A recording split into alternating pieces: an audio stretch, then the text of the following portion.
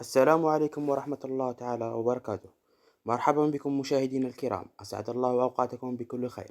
أهلا وسهلا بكم في هذا الفيديو الجديد والمتعلق بالنهائي الملاكمة النسوية، والذي ينتظره جميع الجزائريين، بين الملاكمة الجزائرية إيمان خليف والصينية يانغ لي.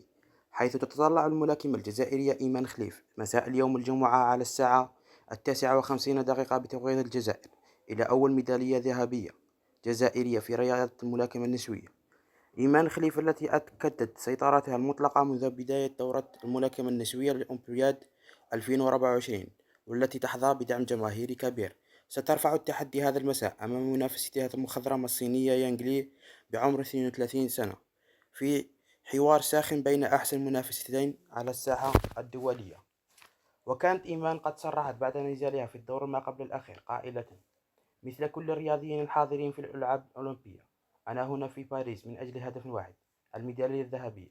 أتمنى أن أكون في مستوى هذه الآمال لإسعاد كل الجزائريين وأنصاري عبر العالم، ونحن كجزائريين نتمنى كل التوفيق لملاكمتنا إيمان خليف لتحقيق الميدالية الذهبية.